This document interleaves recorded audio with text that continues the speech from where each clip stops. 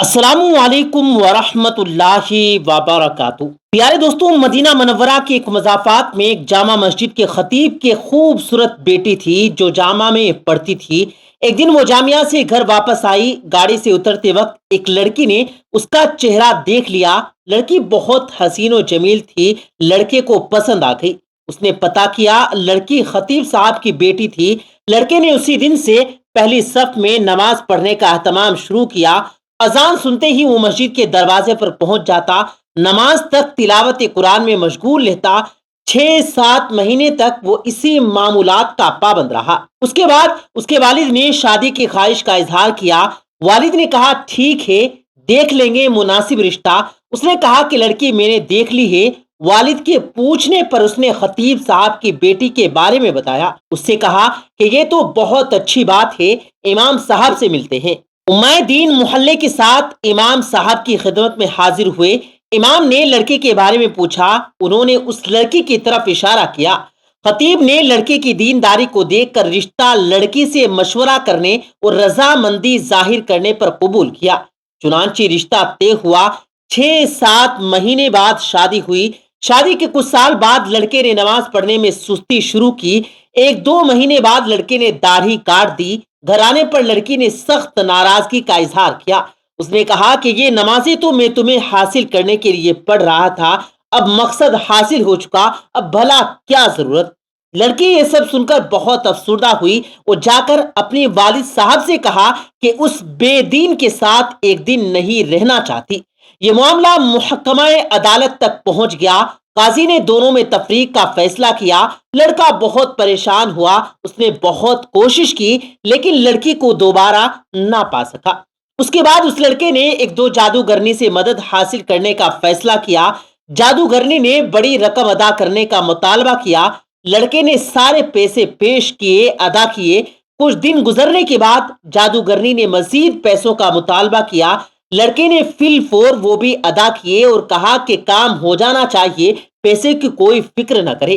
1 مہینے کے بعد دوستو اس جادوگرنی نے لڑکے کو بتایا، آ جاؤ اپنے پیسے لے جاؤ، تمہارا کام کسی صورت میں پاسبل نہیں ہے۔ دوستو جب وہ لڑکا جادوگرنی کے کمرے میں پہنچا تو وہ جادوگرنی ایک بڑا چاقو ہاتھ میں لیے کھڑی تھی۔ لڑکی نے حیرت زدہ انداز میں پوچھا، یہ کیا کر رہی ہو؟ جادوگرنی نے کہا، مجھے قتل کر دو ورنہ دونوں قتل کر دیے جائیں گے۔ لڑکے نے کہا، میں یہ نہیں کر سکتا، اس لیے میرے پیسے دے دو۔ لڑکا پیسے لے کر بھاگنے لگا۔ اسی وقت پولیس والے نے لڑکے کو پریشان حالت میں بھاگتے ہوئے دیکھ کر گرفتار کر لیا، پیسے بھی ضبط کر لیے۔ لڑکے کی توسط سے پولیس جادوگرنی تک بھی پہنچ گئی۔ جادوگرنی نے پولیس کو کہا کہ مار ڈالو، میں مرنے والی ہوں، مجھے وہ نہیں چھوڑیں گے۔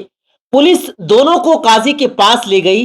قاضی کو جادوگرنی نے پوری کہانی سنائی کہ ہم شیاطین کے ذریعے جادو کا عمل کرتے ہیں اور کامیاب ہو جاتے ہیں، لیکن اس لڑکی پر جب میں نے یہ عمل کیا اور شیطانوں سے مدد حاصل کرنے کی کوشش کی تو اس گھر کی حفاظت پر فرشتے مامور تھے۔ پھر میں نے دوسرا عمل کیا، تب بھی فرشتے مامور تھے لیکن پہلے سے تعداد زیادہ تھی۔ اس کے بعد میں نے رئیس الشیاطین سے مدد لینے کی کوشش کی۔ اس بار جب وہ گھر کے پاس آئے تو وہاں جبرائیل امین کھڑے ہوئے تھے۔ اس دن کے بعد سے اب مجھے وہ شیطانی گروہ مارنے پر تلے ہوئے ہیں۔ قاضی صاحب یہ سن کر حیران ہوا اور اس نے خطیب صاحب کو بلایا۔ جب امام صاحب تشریف لائے تو انہوں نے پوچھا کہ کیا عمل کرتے ہو کہ فرشتے آپ کے گھر کی حفاظت پر مامور ہیں؟ اس نے پوچھا کیوں، کیا ہوا؟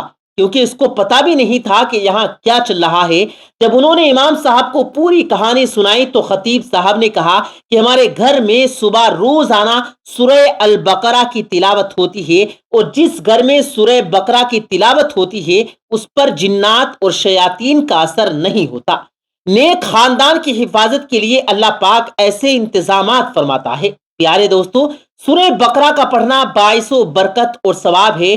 احادیث مبارکہ میں اس کی بڑی فضیلت مذکور ہے۔ چنانچہ حدیث مبارکہ میں ہے کہ رسول اکرم صلی اللہ علیہ وآلہ وسلم نے فرمایا، سورہ بقرہ پڑھا کرو کیونکہ اس کا پڑھنا برکت ہے، اس کا چھوڑنا حسرت اور بدنصیبی ہے اور اہل باطل اس پر قابو نہیں پا سکتے۔ امام قرطبی نے حضرت معاذ رضی اللہ تعالیٰ عنہ سے نقل کیا ہے کہ اس جگہ اہل باطل سے مراد جادوگر ہیں، یعنی کہ مراد یہ ہے کہ اس سورہ کے پڑھنے والے پر کسی جادو کا اثر نہیں ہوگا۔ نیز حضور کریم صلی اللہ علیہ وآلہ وسلم نے فرمایا، جس گھر میں سورہ بقرہ پڑھی جائے شیطان وہاں سے بھاگ جاتا ہے۔ ایک اور روایت میں ہے کہ رسول کریم صلی اللہ علیہ وآلہ وسلم نے فرمایا، سورہ بقرہ سلام القرآن اور ذرۃ القرآن ہے۔ سلام اور ذرو ہر چیز کے اعلیٰ و افضل حصے کو کہا جاتا ہے۔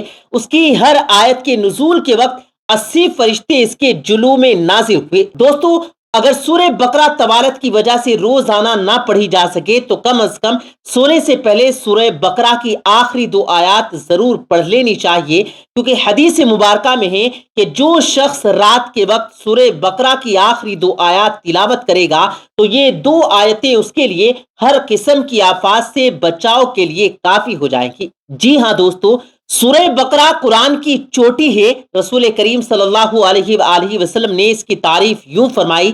امام ترمذی کی وساست سے حضرت ابو ہریرہ رضی اللہ تعالی عنہ سے مروی ہے، ایک حدیث میں رسول کریم صلی اللہ علیہ وآلہ وسلم نے فرمایا، قرآن کا کوہان سورہ بقرہ ہے، اس میں ایک آیت ہے جو قرآن کی آیت کی مالک ہے، یہ آیت الکرسی ہے۔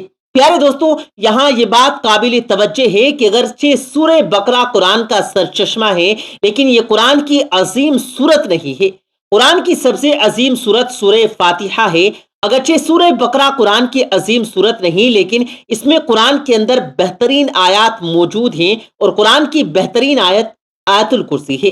ہر فرض نماز کے بعد آیت الکرسی کی تلاوت کرنا، جو کہ ایک وقت میں 5 مرتبہ ہے، آپ کو جنت کے قریب تر رکھ دیتا ہے، اور یہ بات امام نسائی کی مدد سے مروی حدیث سے معلوم ہوتی ہے، جس میں حضرت ابو امیمہ رضی اللہ تعالی عنہ کی روایت ہے کہ رسول کریم صلی اللہ علیہ وآلہ وسلم نے فرمایا، ہر فرض نماز کے بعد آیت الکرسی پڑھنے والے کو جنت میں داخل ہونے سے کوئی چیز نہیں روک سکتی۔